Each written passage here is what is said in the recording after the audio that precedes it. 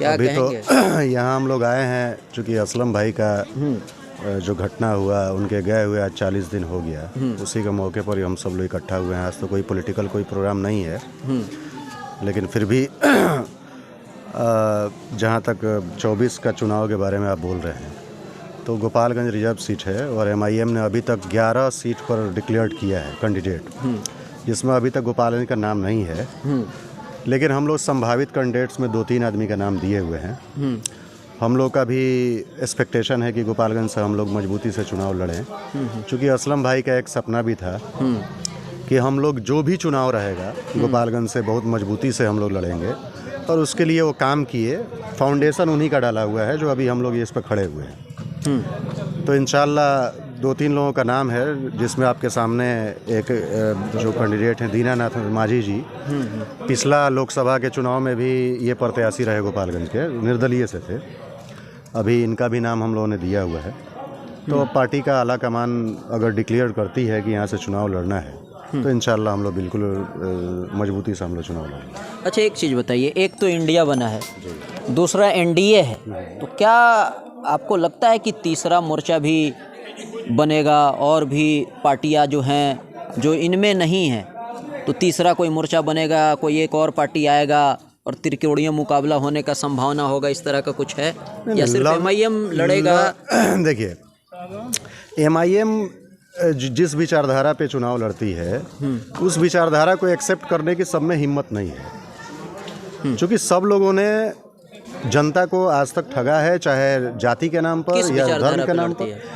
इस विचारधारा पे कि जो सबसे निचले तबके के जो आज लोग हैं, उसमें माइनॉरिटी है, मुस्लिम कम्युनिटी आती है, और हिंदू कम्युनिटी में जो दलित समाज के जो लोग हैं, उनके साथ जिस तरीके का बर्ताव आज 70 सालों से किया जा रहा है, इसी का मुद्दा एमआईएम हर जगह उठाती है और उसी बिया पे चुनाव लड़ती है। तो फिर आप लोग बीजेपी को गलत क्यों कहते हैं? बीजेपी, देखिए, बीजेपी तो हिंदुत्व की बात करती है, यही तो प्रॉब्लम है ना। तो आप लोग मुस्लिम की बात करते हैं, अब आप लोग दलित की बात करना शुरू कर दिए हैं। अच्छा, एक बात बताइए, अभी 11 सीट में 2 सीट पर ऑलरेडी जो रिजर्व सीट था, उस पे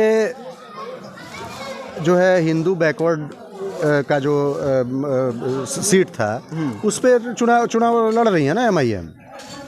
तो बात जो करने का आपका जो, देखिए, बीजेपी का एकदम कॉन्सेप्ट सिनेरियो है कि मुस्लिम को अलग छांट के और वो अपना साम्राज्य अभी तक खड़ा की है, और आगे आने वाले टाइम में भी उसका वही मैनिफेस्टो है।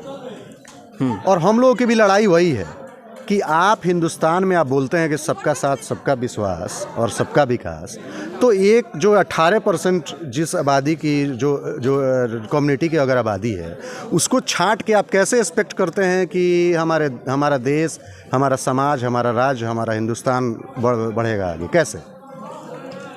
तो आपने तो एक नैरेटिव सेट किया, और जो आपने जो अभी बताया कि इंडिया इसके बारे, गठबंधन के बारे में, तो इन लोगों का भी हिसाब वही है कि ये लोग क्या कर रहे हैं कि बीजेपी का डर दिखा के ये लोग वोट ले रहे हैं।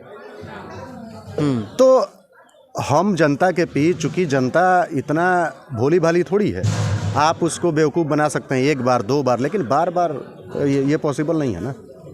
तो हम लोग बिल्कुल मजबूती से चुनाव, जहाँ भी हमारा आला कमान और हमारी संगठन ने, हम लोग ने जहाँ जहाँ नाम दिया है, इंशाल्लाह अगर उस चीज़ पर अगर एमआईएम डिक्लेयर करती है कैंडिडेट्स, तो हम लोग बिल्कुल मजबूती से चुनाव लड़ेंगे। है बिहार राज्य अब्दार चौकीदार संगठन पंचायत, तो उस संगठन का मैं गोपालगंज जिला का जिलाध्यक्ष हूँ, और छपरा कमिश्नरी का भी मैं अध्यक्ष हूँ जी।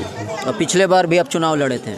मैं पिछले बार नहीं, 2004 जो सामान्य सीट था, उस समय भी निर्दलीय मैं प्रत्याशी था। उसके बाद से 2009 में, 2014 में, 2019 में मैं निर्दलीय प्रत्याशी के रूप में रहा। और हमने अनुभव किया पूर्व में कि जो भी राजनीतिक दल है, वो लोग पूंजीपति परिवार से लोगों को ही ज़्यादा से ज़्यादा उम्मीदवार अपना बनाने का काम करते हैं। तो दीनानाथ माझी कोई पूंजीपति परिवार से नहीं है।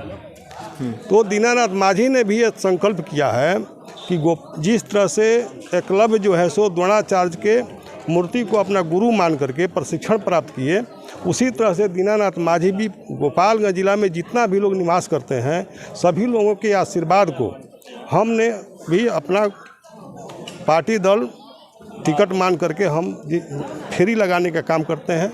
जितना अपने से बनता है लोगों का सेवा करते हैं पूरा जिला में।